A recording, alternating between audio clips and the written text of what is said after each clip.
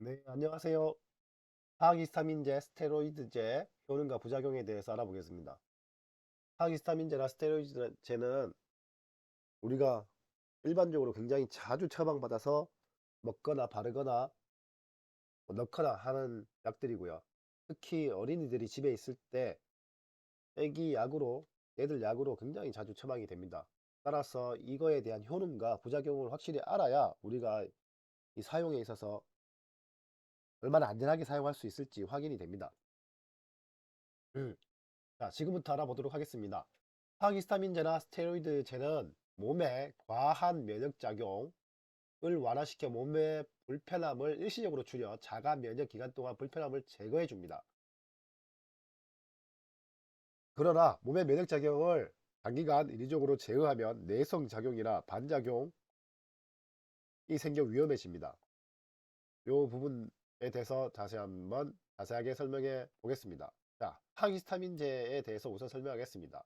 항히스타민제 항히스타민제라는 것은 항원 항체 반응에 의해 생긴 과잉 히스타민을 억제하는 약입니다. 그러면 히스타민이 뭔지 알아야 되겠죠. 히스타민이란 외부 자극에 대하여 신체가 방어를 위해 분비하는 면역 물질, 유기물 중 하나입니다. 예를 들어서 콧물 같은 것이죠.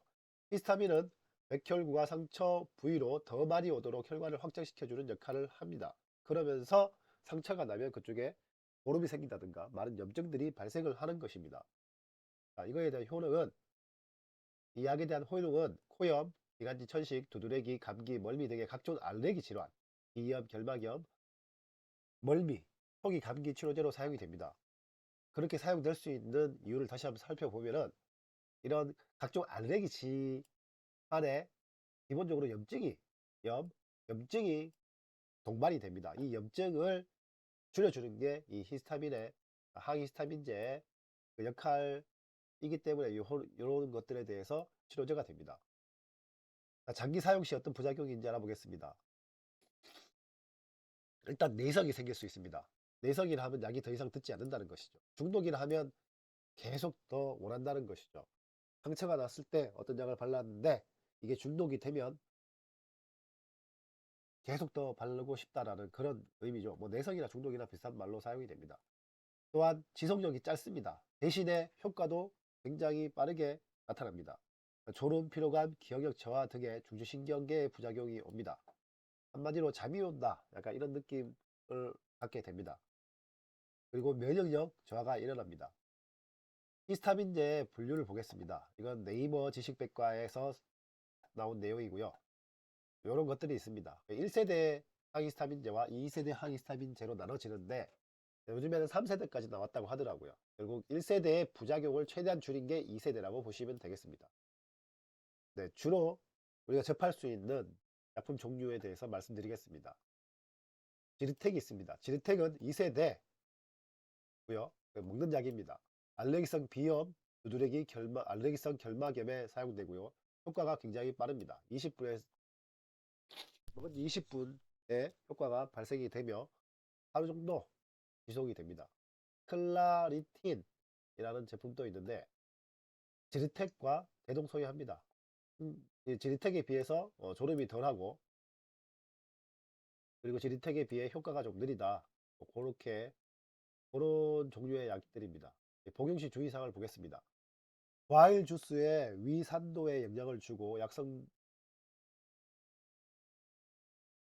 과일 주스는 위산도에 영향을 주고 약 성분의 흡수를 방해합니다. 그래서 같이 먹으면 안 좋습니다. 술 먹으면 정말 안 좋습니다. 이 항히스타민제 약 자체가 중추신경계를 둔하게 만드는 그런 작용을 하는데 부작용이 있는데 약간 졸린다는 것이죠. 피곤하다고. 자, 술을 먹으면 어떻게 됩니까? 정신이 띵하고 멍하고 감각이 둔해지죠. 이것 또한 중추신경을 둔하게 만드는 역할을 하기 때문에 이 동시 복용은 최악의 효과를 나타낼 최악의 부작용의 효과를 나타낼 수 있습니다. 네. 스테로이드제에 대해서 알아보도록 하겠습니다. 스테로이드제는 인공 스테로이드 호르몬으로 체내에서 필요로 하는 호르몬이 부족하거나 분비에 문제가 생겼을 경우에 사용되는 약입니다. 쉽게 말해서 일반적으로 스테로이드제는 염증 완화제로 사용됩니다. 염증은 우리 몸을 보호하기 위한 면역작용으로 면역작용 기간 동안 발열, 부종, 불편 현상이 발생이 되는데 이를 억제하여 불편함을 해소시켜 줄 수 있습니다. 또한 과면역작용, 그러니까 과염증이라든가 과콧물이라든가 이렇게 나타날 시에 면역 호르몬 분비를 제어하여 몸의 불편함을 제거해 줍니다. 하지만 면역작용을 장기적으로 이제 제어하면 부작용이 발생될 수 있습니다. 스테로이드제라는 것은 콩,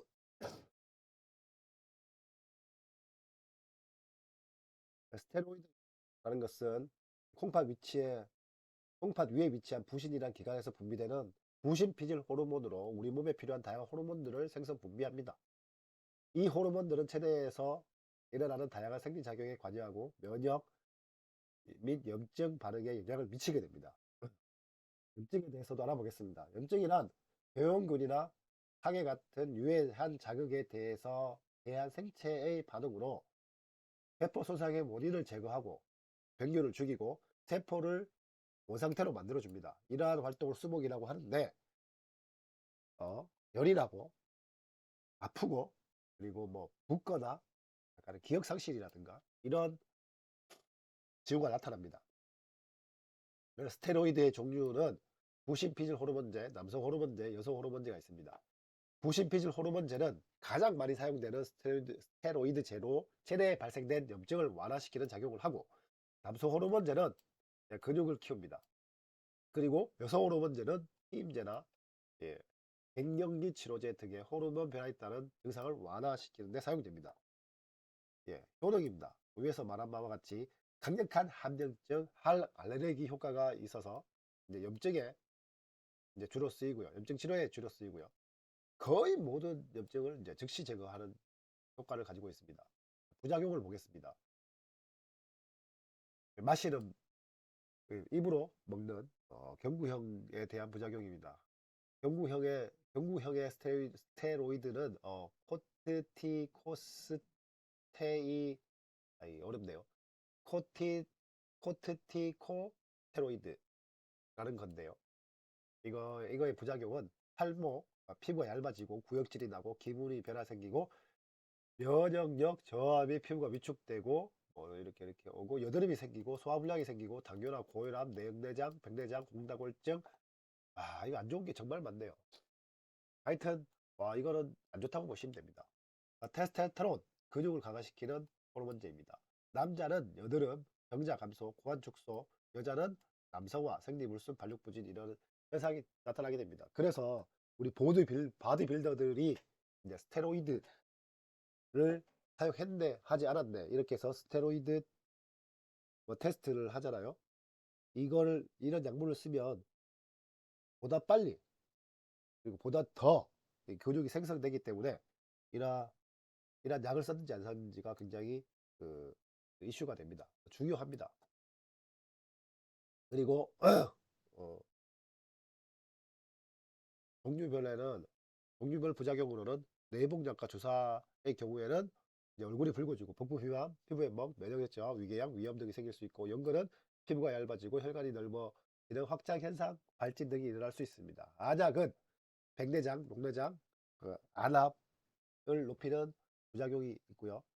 약품 종류로는 가장 유명한 게 비염 치료제, 비염 스프레이, 나잘 스프레이라고 알려져 있는데요. 이건 전신 흡수가 아니고 상대적으로 국소 부위에 뿌리는 거기 때문에 상대적으로 부작용이 적습니다. 하지만 가끔씩 목으로 넘어가는 경우가 있는데 이런 이거는 사용법상에 주의해야 될 것이죠. 목으로 넘어가지 않도록 코에만 잘 뿌려야 됩니다. 누 염증약으로는 포라이론, 블루메톤 등이 있습니다. 최종적으로 정리해서 말씀드리겠습니다.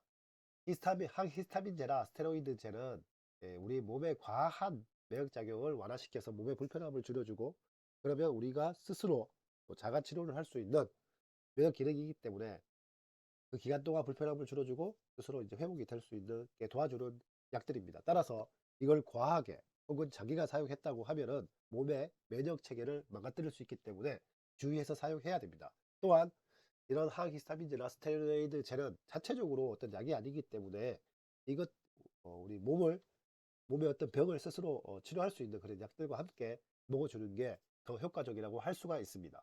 네, 감사합니다.